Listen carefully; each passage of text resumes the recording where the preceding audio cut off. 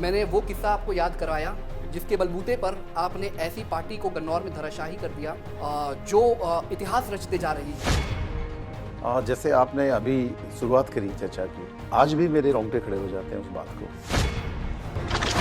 बहुत सारी चीज़ों का मिश्रण था जो कि पार्टी के सीनियर नेताओं को गुमराह किया गया, लीडरशिप को चीज़ें सामने नहीं आने दी।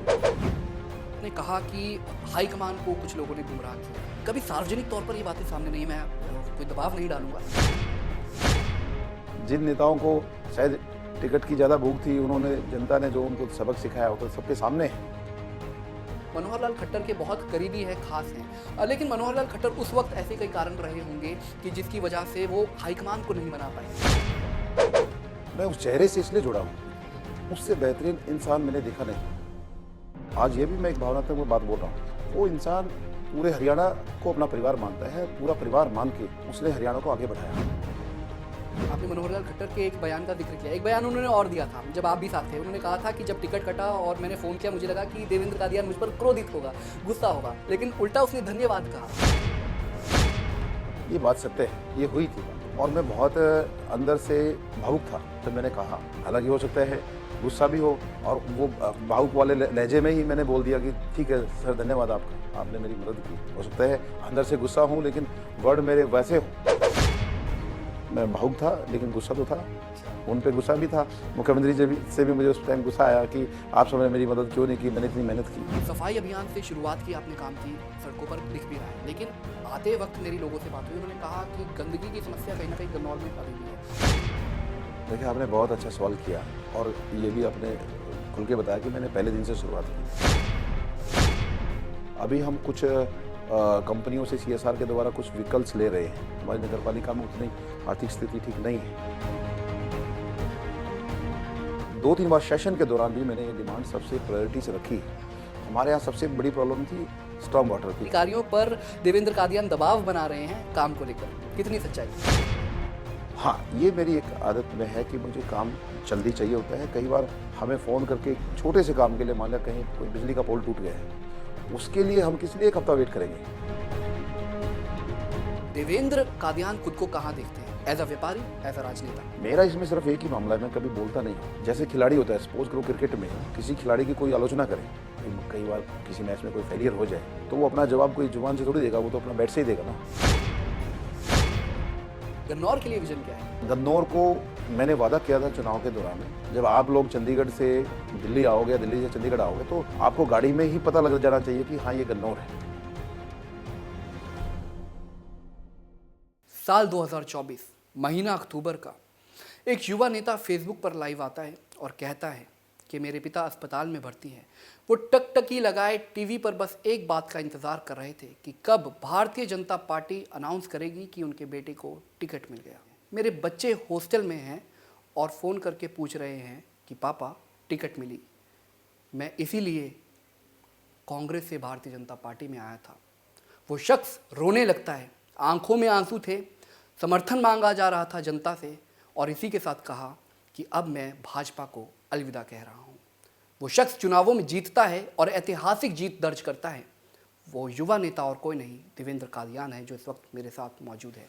देवेंद्र कादियान जी, बहुत बहुत आपका वेलकम पंजाब केसरी में। मैंने वो किस्सा आपको याद करवाया जिसके बलबूते पर आपने ऐसी पार्टी को गन्नौर में धराशाही कर दिया जो इतिहास रचते जा रही है देश में। ना केवल भारतीय जनता पार्टी के उम्मीदवार को आपने हराया, बल्कि कांग्रेस के दिग्गज नेता को भी आपने पटकनी दी।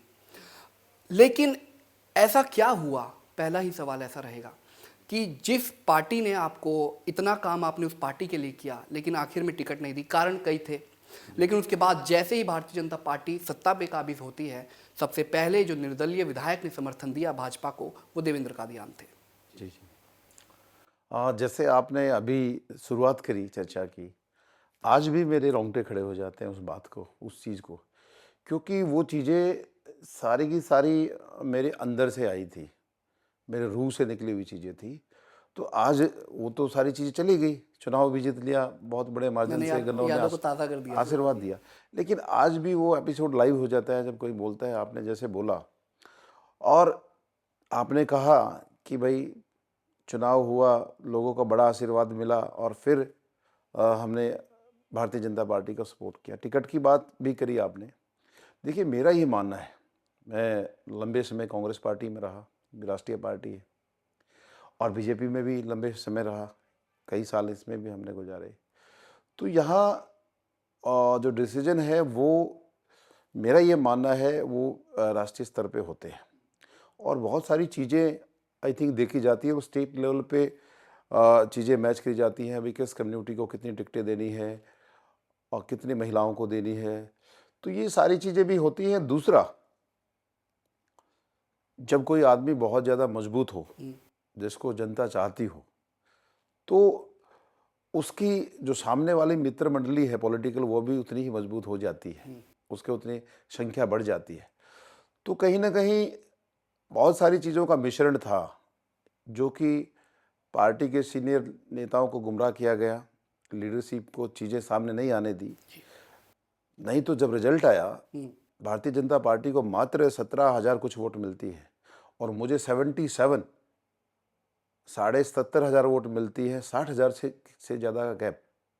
कई सीटों में तो इतनी वोटों में 2 एमएलए बन जाते हैं। जी। तो कैलकुलेशन तो की होगी कि फैसला तो गलत हुआ कहीं ना कहीं।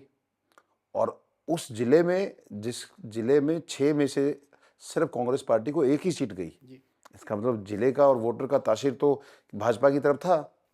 और कुछ दिन पहले पार्लियामेंट इलेक्शन में हमारी गन्नौर विधानसभा से जो भारतीय जनता पार्टी के कैंडिडेट थे मोहनलाल बडोली जी, उनको जिता के भेजा उसी सीट से।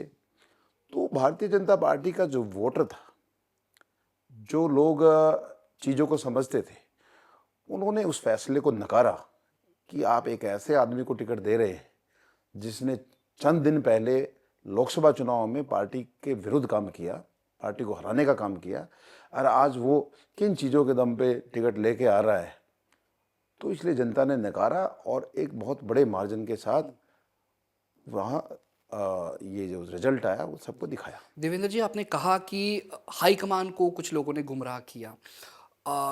कभी सार्वजनिक तौर पर ये बातें सामने नहीं, मैं कोई दबाव नहीं डालूंगा, लेकिन अगर आपके जहन में कोई ऐसा नेता हो, क्योंकि आप तो निर्विरोध चुनकर आए, जनता ने आपको एक तरफा बहुमत दिया चुनावों में, तो क्या लगता है कि भारतीय जनता पार्टी के ऐसे कौन से नेता रहे कि जिन पर हाईकमान ने भरोसा किया? देखिए, आपने हाईकमान का कहा, और मैंने ये कहा कि लीडरशिप, जो एक प्रक्रिया बनती है, चुनाव कमेटी जो बनती है, जिससे निर्णय होता है कि कौन कैंडिडेट जीतने वाले हैं, क्योंकि ये राष्ट्रीय पार्टी है, इसमें सारी चीज़ें फिल्टर होके जाती हैं। लेकिन फिर भी मैं समझता हूँ लोकल लेवल पे, डोमेस्टिक लेवल पे कुछ चीज़ें ऐसी होती जो इंटरफेयर करती हैं। अब रिजल्ट ने तो मेरी बात को सत्य कर दिया ना। 17,000 पार्टी को वोट मिल रही है, और मुझे 77 से ज़्यादा मिल रही है। जो रिजल्ट आया उसने भी प्रूफ कर दिया ना कि गलती तो हुई कहीं ना कहीं। तो मेरा इसमें मानना ये है कि यहाँ अब नाम लेने का विषय नहीं है कौन नेता थे, वो तो जिन नेताओं को शायद टिकट की ज़्यादा भूख थी, उन्होंने, जनता ने जो उनको सबक सिखाया, वो तो सबके सामने है। किस तरीके से क्या चीज़ हुई वो सबके सामने है। अब चीज़ें बहुत आगे भी निकल गई, आज 1.25 साल बाद हम बैठे हैं। तो केवल विषय मेन ये है इस चर्चा पे, इस पॉइंट पे, कि हाँ, राष्ट्रीय पार्टी पे से भी गलती हो जाती है जब लोकल लेवल पे चीज़ें 100% सही आगे नहीं दिखाई जाती। बिल्कुल। सर्वे भी होते हैं, 3-3 4-4 सर्वे होते हैं।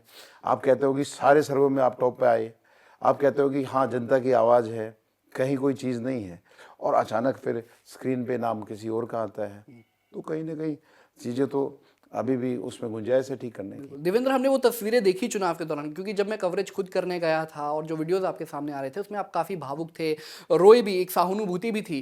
चलिए इस बात से थोड़ा हटते हैं, बात मौजूदा वक्त की करते हैं।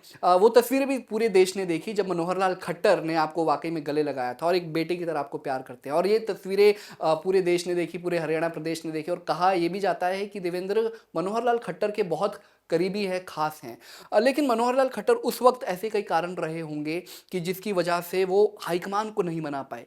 जिस इंसान की आप बात कर रहे हैं, आज तो भारत सरकार में केंद्रीय मंत्री हैं, 2 बार हमारे मुख्यमंत्री रहे।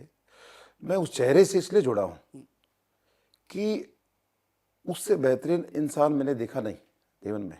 एक ऐसा इंसान जो केवल जो उसको जिम्मेवारी हरियाणा को मिली तो केवल हरियाणा की सोचता था, जी जिसने हरियाणा को अपना परिवार माना। ये पॉलिटिकल बात नहीं है। जी जैसे आपने कहा शुरुआत में कि भाई मैं उस दिन भावुक था, आज ये भी मैं एक भावनात्मक बात बोल रहा हूँ। वो इंसान पूरे हरियाणा को अपना परिवार मानता है, पूरा परिवार मान के उसने हरियाणा को आगे बढ़ाया और बहुत सारी चीज़ों के आज रिजल्ट सामने हैं कि उनकी बनाई हुई नीतियाँ। तो मैं उस इंसान से जुड़ा और एक मुख्यमंत्री के तौर पे वो मुझे मिले। मैं कहता हूँ मैंने आम जीवन में भी ऐसा इंसान नहीं देखा। आम जीवन में भी उतनी सादगी, उतनी सच्चाई, उतनी ईमानदारी, उतनी नेक इंसानियत। तो वो सारी चीज़ें उनसे देख के जुड़े। जहाँ तक टिकटों की बात है, आपको ध्यान होगा उस टाइम जब चुनाव था, मुख्यमंत्री नायब जी थे, प्रदेश अध्यक्ष मोहन लाल बुड़ोली जी थे और प्रभारी और दूसरे हमारे सीनियर नेता थे भारतीय जनता पार्टी के। असम से। तो वो किसी कमेटी में नहीं थे, वो किसी कमेटी में नहीं थे, चुनाव कमेटी में कि भाई चुनने में, क्योंकि वो हरियाणा से ताल्लुक रखते हैं तो उनको उसमें मेरे को नहीं लगता कोई सक्रिय उनकी भूमिका थी। जी हाँ, लोगों में धारणा रहती है, लोगों में धारणा रहती है कि जब मेरी शुरुआत हुई तो उस टाइम मौके के मुख्यमंत्री थे और हम उनको एक आदर्श मान के उनकी बहुत सारी चीज़ें फॉलो करते हैं। कई बार कार्यक्रम में मिलना होता है, तो कई बार वो भी अपने भावनात्मक चीज़ें बोलते हैं। किसी मान लें मेरे बारे में ही लास्ट टाइम एक बड़ा इवेंट था, उन्होंने एक चीज़ पब्लिकली बोल दी कि भाई ये जो आपका विधायक है ये देवा है, ये लेवा नहीं है, ये जीवन भर देता रहेगा, ये दानी आदमी है, गरीब लोगों की मदद करता है, आम लोगों से जुड़ा हुआ इंसान है और ये हमेशा दान देता है और मदद करता है, घर से मदद करने वाला इंसान है, कभी लेवा नहीं है। सियासत में आया है, इसका जो राजनीति में आने का इसका जो मकसद है वो पैसा नहीं है, ये सेवा के लिए आया है। तो कुछ चीज़ें लोगों को ऐसा लगता है कि भाई मनोहर लाल जी ने ऐसी बोल दी, उसका मतलब निकाल लेते हैं। देखिए, प्रयास मेरे को लगता है मुख्यमंत्री जी ने भी किया था मेरी टिकट का, प्रयास प्रदेश अध्यक्ष जी ने भी किया था, उनकी तो मैंने बहुत मदद की थी जब चुनाव लड़ा। अब तो मैं केवल अपनी किस्मत का मान के चलता हूँ। जिनको मैं आदर्श मानता हूँ वो हमेशा एक चीज़ बोलते हैं कि जो किस्मत में लिखा है वो आपका मिल के ही रहेगा। और शायद मेरी जर्नी में लिखा हुआ था कि मुझे इस तरीके से एमएलए बनना था। और लोग तो कहते हैं कि मैं बीजेपी की से यदि टिकट लड़ता तो हो सकता है मेरा मार्जिन उससे 5-7 हज़ार कम भी हो जाता, 20-25 हज़ार से जीतता।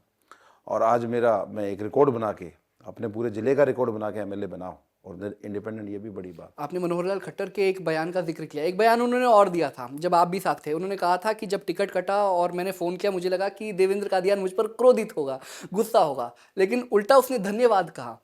तो ये मनोहर लाल खट्टर की जो आपने बड़ाई जिस तरीके से की है, और धन्यवाद आखिर किस लिए किया था? आमतौर पे राजनीति में लोग 100% सच्चाई नहीं बोलते, लेकिन उस नेता की एक खूबी है, वो एक वर्ड ऊपर नीचे कर ही नहीं सकता, उसे हो ही नहीं पाता। ये बात सत्य है, ये हुई थी बात। और मैं बहुत अंदर से भावुक था जब मैंने कहा। हालांकि हो सकता है गुस्सा भी हो और वो भावुक वाले लहजे में ही मैंने बोल दिया कि ठीक है सर, धन्यवाद आपका, आपने मेरी मदद की। हो सकता है अंदर से गुस्सा हूँ लेकिन वर्ड मेरे वैसे हों।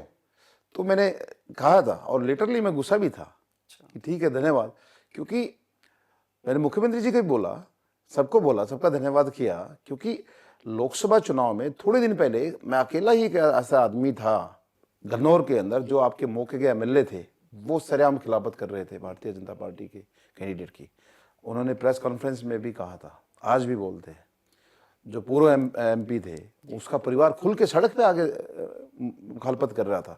अकेला देवेंद्र कादियान ही ऐसा था और इसी वजह से गन्नौर हल्के की जनता ने और बीजेपी पार्टी के कार्यकर्ताओं ने, वोटरों ने मुझे एक तरफा वोट दी कि ओरिजिनल बीजेपी तो ये है, वो नहीं है जिसको टिकट मिली है, वो तो हराने वालों में था। मुझे ही भाजपा मान के टिकट दिया, वोट दिया। तो उन्होंने वो बात सत्य कही है कि ये हमारी बात हुई थी। कहने का लहजा मेरा, मैं भावुक था लेकिन गुस्सा तो था। अच्छा, उन पे गुस्सा भी था। मुख्यमंत्री जी से भी मुझे उस टाइम गुस्सा आया कि आप सबने मेरी मदद क्यों नहीं की, मैंने इतनी मेहनत की। तो कई चीज़ें समय के हिसाब से होती हैं। बात करते हैं गन्नौर की राजनीति की। आपको गन्नौर की जनता ने प्यार दिया, उसके बाद ये चीज़ मैंने भी देखी कि जैसे ही चुनाव जीते उसके अगले ही दिन सुबह 5 बजे आप सफाई अभियान में जुट गए, जनता आपके साथ दिखी। सफाई अभियान से शुरुआत की आपने काम की, सड़कों पर दिख भी रहा है, लेकिन आते वक्त मेरी लोगों से बात हुई, उन्होंने कहा कि गंदगी की समस्या कहीं ना कहीं गन्नौर में अभी भी है। तो उसके समाधान के लिए देवेंद्र कादियान क्या कर रहे हैं? देखिए, आपने बहुत अच्छा सवाल किया और ये भी आपने खुल के बताया कि मैंने पहले दिन से शुरुआत की और हम हर महीने 2 दिन मैं खुद 3 घंटे श्रमदान देता हूँ और अपने सारे जो हमारे काउंसलर एमसी हैं उनको साथ लेता हूँ। सब सफाई कर्मी जो हमारे जो परमानेंट हैं और जो हमारे आउटसोर्सिंग से हैं उनको भी साथ रखता हूँ और एक गली ऐसी पकड़ते हैं, एक जगह ऐसी पकड़ते हैं जहाँ तक अभी हमारी सफाई उतनी अच्छी नहीं हुई अंदर की साइड। अभी हमारी मेन रोड पे हमने बहुत सुधार किया है और कुछ कर्मचारियों की हमारे यहाँ कमी है। और आप इस एक मैं आंकड़ा देता हूँ जिससे आप हैरान हो जाएंगे इस बात से। मैं अकेला एक ऐसा एमएलए हूँ जिसने कोई भी सिंगल कर्मचारी नगर पालिका का अपने कार्यालय में अपने घर में नहीं रखा। उल्टा 20 आदमी मैंने अपनी देवा संस्था से हायर करके अपने नगर पालिका को दिए हैं, अलग अलग वार्डों में दे रखे हैं कि सफाई दुरुस्त हो। और जैसे मैंने बताया हर महीने में हम 2 बार हम अपना एक कार्यक्रम रखते हैं और शहर के जो लोग सेवा करना चाहते हैं उनको भी रखते हैं। बहुत सारी गुंजाइशें हैं। अभी हम कुछ कंपनियों से सीएसआर के द्वारा कुछ व्हीकल्स ले रहे हैं। हमारी नगर पालिका में उतनी आर्थिक स्थिति ठीक नहीं है, हमारे अभी उतने पैसे नहीं हैं, तो उनसे हम सफाई के इंस्ट्रूमेंट ले रहे हैं। अभी रिसेंटली मैंने 3 ट्रैक्टरों के पीछे एक मशीन आती है, जो हमने उससे मशीन दी थी, वो कामयाब नहीं हुई। वो थोड़े दिन चला के देखी क्योंकि हमारी जो यहाँ कूड़ा जो अलग तरीके का है हमारा कूड़ा, वो केवल डस्ट को खींचती थी। तो अब हमने 3 मशीनें और दी हैं हमारी संस्था के माध्यम से, हमने उसको डोनेट किया है और कुछ हम व्हीकल्स और ले रहे हैं। तो मेरा ये मानना है कि लगभग हम 50% पे पहुँचे हैं, लेकिन मुझे अपना गन्नौर स्वच्छ बनाना है, साफ बनाना है और सफाई की प्रॉपर व्यवस्था करनी है। इसमें मुझे अगले 6 महीने तक हम उसमें कामयाब होंगे और मैंने सरकार से भी डिमांड की है कि कुछ कर्मचारी हमें और दीजिए। इसमें कुछ गंदा पानी की निकासी का भी एक बड़ा मुद्दा आता है। कहते हैं कि जब बरसात काफ़ी ज़्यादा होती है तो गंदा पानी फंस जाता है सड़कों पर और उसमें गंदगी भी तैरती है। तो गंदे पानी की निकासी के लिए भी कुछ या देखिए, आपने अब तो स्वयं मीडिया से है, मीडिया के माध्यम से, न्यूज़पेपर के माध्यम से और 2-3 बार सेशन के दौरान भी मैंने ये डिमांड सबसे प्रायोरिटी से रखी है। हमारे यहाँ सबसे बड़ी प्रॉब्लम थी स्टॉर्म वाटर की, जो बारिश का पानी है उसकी। और पुराने समय से जो जिस साइज की पाइपें यहाँ लगी हैं, चाहे वो गंदे पानी की हो, वो पुरानी है और जर्जर है, अनबैलेंस है। एक प्रॉपर एरिया में हमारा काम शुरू हो गया है और बड़ा जो काम हमारा वो टेंडर पे है। अभी आई थिंक 17-18 करोड़ के बीच में एक हमारा टेंडर लग रहा है और उस काम के लिए हम मतलब एक तरीके से सुपर प्रायोरिटी पे चल रहे हैं। इस बारिश से पहले हम इस समस्या से हम बाहर आ जाएंगे, मुझे पूरा विश्वास है।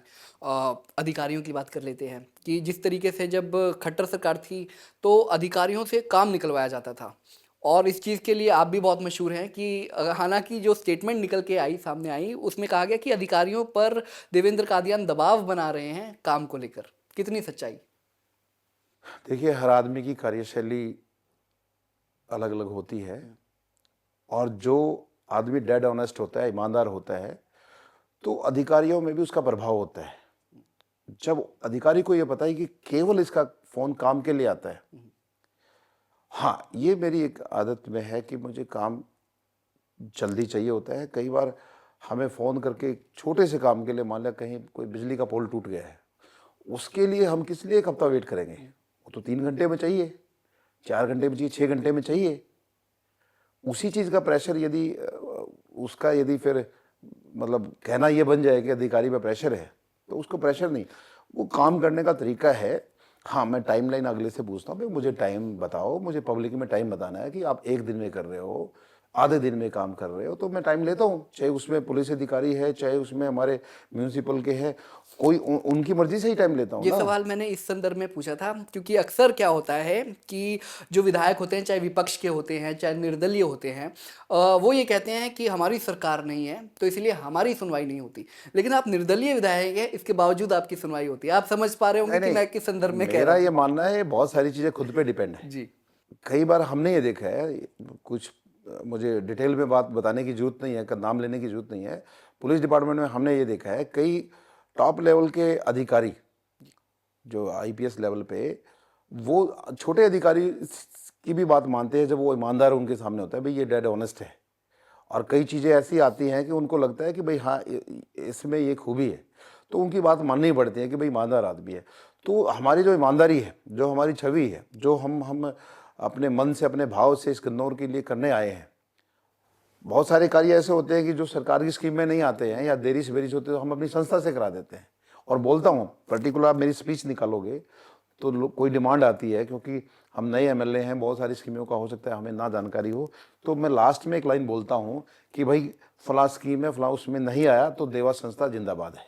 अच्छा, तो ये जो अंतर्राष्ट्रीय सब्जी मंडी बन रही है गन्नौर में, उसका काम कहाँ तक पहुँचा?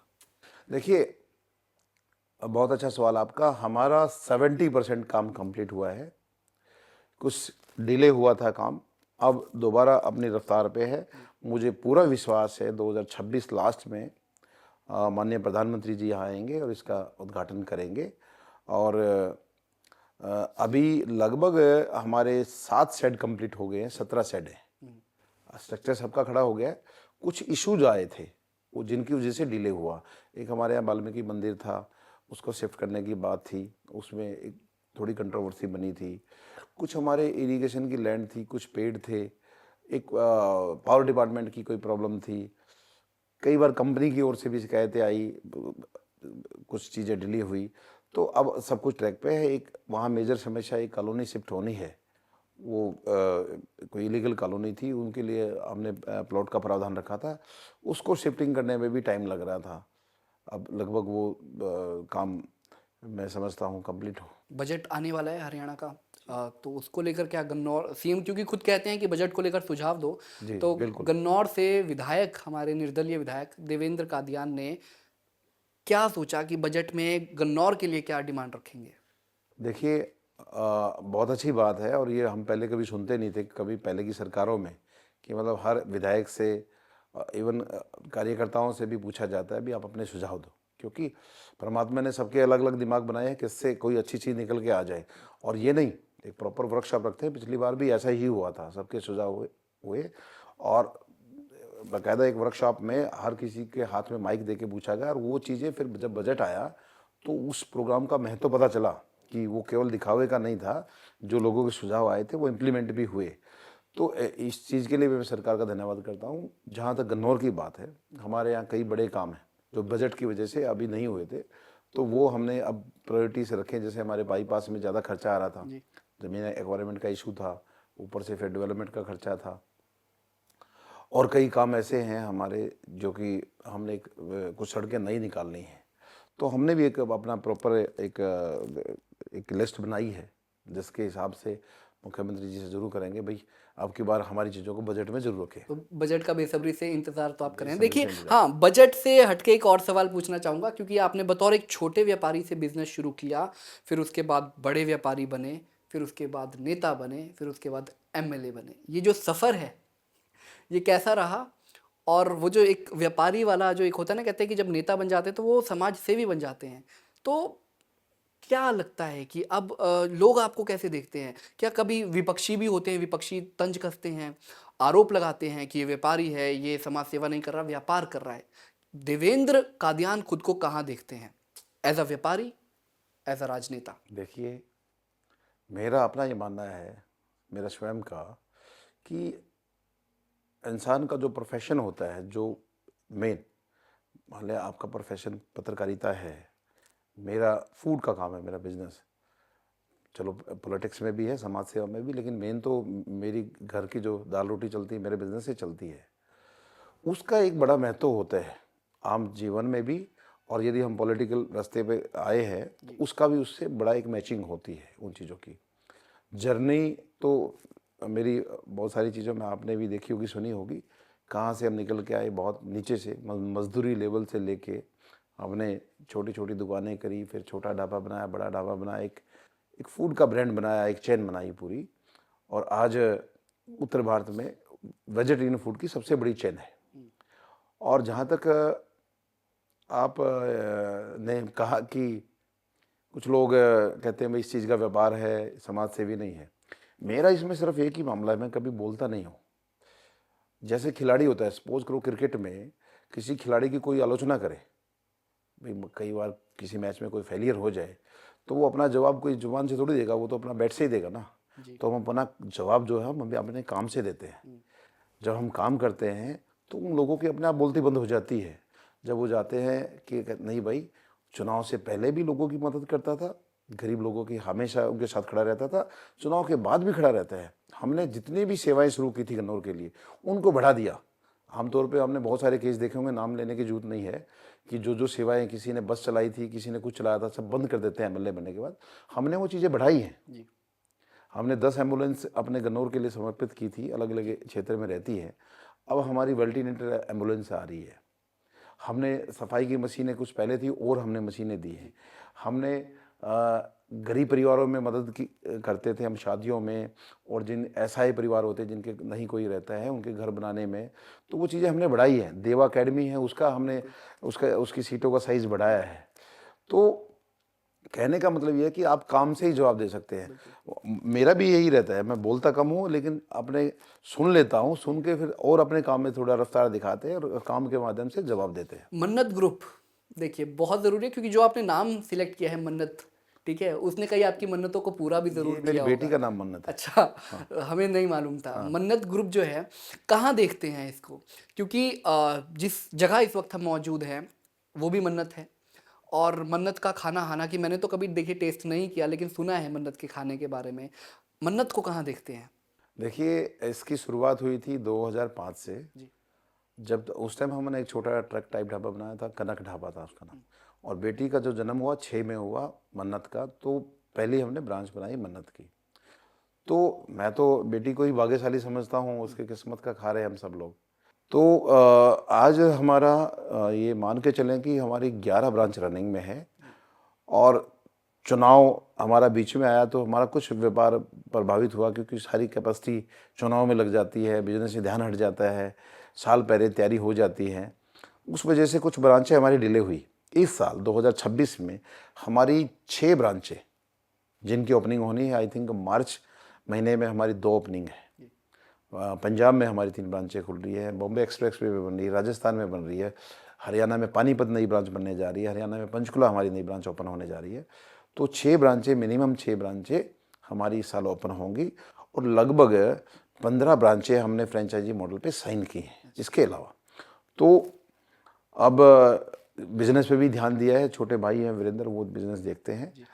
तो शुद्ध शाकाहारी भोजन जो कि हमारे देश की परंपरा में रहा है, और अच्छी क्वालिटी का भोजन हम अपने देशवासियों को उपलब्ध कराने का पूरा प्रयास है, और धीरे धीरे पूरे देश में इसको फैलाएंगे। कोशिश रही, अब दुबई हमारा एक प्रयास है, क्योंकि वहाँ बहुत सारे भारतीय रहते हैं, एक ब्रांच की वहाँ भी हम कोशिश कर रहे हैं जल्दी से तैयार हो। तो ये फिलहाल हमारा। अच्छा, बिजनेस का तो आपने विजन बता दिया, गन्नौर के लिए भी आखिर सवाल, गन्नौर के लिए विजन क्या है? देखिए, गन्नौर को, जो मेरे सपनों का गन्नौर है, जो आज हमारे पास 1.25 साल निकल गया, अभी लगभग हमारे 3.25 साल बचे हुए हैं। बहुत सारी चीज़ें, नई चीज़ें, कहीं मैं बाहर भी जाता हूँ तो मैं, चाहे प्रदेश में हूँ चाहे विदेश में हूँ, तो फ़ोटो क्लिक कर लेता हूँ जो चीज़ें मुझे पसंद आती हैं। और आमतौर पे पहला ध्यान तो बजट पे जाता है, कौन सी स्कीम में चीज़ आ जाती है। लेकिन जब स्कीम में नहीं आती हैं तो फिर मैं मन बना लेता हूँ कि ये हम अपनी संस्था से कराएंगे। अब मैंने कुछ चीज़ें नगर पालिका से अपनी संस्था और अपनी मन्नत के नाम से परमिशन ली है कि हम ये सौंदर्यीकरण करना चाहते हैं अपने गन्नौर का, और मेरा खुद का मन है। हालांकि चीज़ें तो प्रभावित होती हैं, हमारी मैनेजमेंट बोलती है कि साहब आप इतने खर्चे कराते हो, लेकिन मेरे मन के भाव हैं, अपने भाव हैं। तो गन्नौर को मैंने वादा किया था चुनाव के दौरान, जब आप लोग चंडीगढ़ से दिल्ली आओगे, दिल्ली से चंडीगढ़ आओगे, तो आपको गाड़ी में ही पता लग जाना चाहिए कि हाँ ये गन्नौर है। कुछ चीज़ें आपको ऑन हाईवे पे ही पता चलेंगी कि गन्नौर बदल गया है। आप आज की तारीख में भी जाके देखेंगे, जो किसी से भी पता कर सकते हैं, हमारी सड़कें देख लीजिए आप। एक मार्केट कमेटी की सड़कों को छोड़ के हमारी 9 सड़कें वो बची हुई है। आपको कोई भी रोड ऐसा नहीं मिलेगा। आजकल फॉग का टाइम है, हमारी सड़कें देखिए, सब पे वाइट पट्टी मिलेगी, रिफ्लेक्टर मिलेंगे।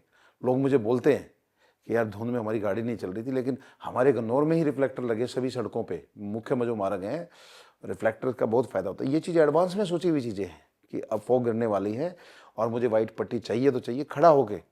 और मैंने कहा जब लेट हो रहे थे, मैंने कहा भाई ये चीज़ें यदि पेड होती हों, यदि डिपार्टमेंट का पे और भी जगह का लोड रहता है, यदि ये चीज़ें बाहर के लोग प्राइवेट यदि लोग कर सकते हो तो हम अपनी संस्था से पे करेंगे, लेकिन मुझे वाइट पट्टी सारी चाहिए। धुंध में बहुत उसका फ़र्क पड़ता है, हादसे होते हैं। तो इसलिए मैंने जो आपका सवाल था, गन्नौर को नया गन्नौर, और जिसके अंदर हमने शुरुआत में कहा था कि हमने पूरे गन्नौर की वीडियोग्राफी कराई है, इवन गांव की भी। हमारे यहाँ 70 पंचायतें हैं, एक म्यूनसिपल कमेटी है, वीडियोग्राफी कराई ताकि आफ्टर बिफोर करके दिखा सकें लोगों को ये वो गन्नौर था, आज वो गन्नौर। क्या बात है। तो गन्नौर को लेकर विजन बताया अपना देवेंद्र कादियान ने। अब देखना दिलचस्प रहेगा आने वाले वक्त में कि प्रगतिशील गन्नौर, विकसित गन्नौर कब बनता है। हमारी नज़रें बनी रहेंगी और फिर एक बार कभी बात करेंगे जब गन्नौर का डेवलपमेंट होगा। एक बार फिर देवेंद्र कादियान से बात करेंगे और पूछेंगे कि विकास आखिर कहाँ तक पहुँचा। बहुत बहुत शुक्रिया देवेंद्र जी। धन्यवाद, थैंक यू। हमसे जुड़े रहने के लिए हमारे YouTube चैनल को सब्सक्राइब करें और नई वीडियो की नोटिफिकेशन के लिए बेल आइकॉन को दबाएं। अगर आप ये वीडियो Facebook पर देख रहे हैं तो लाइक जरूर करें और ज्यादा से ज्यादा शेयर करें। धन्यवाद।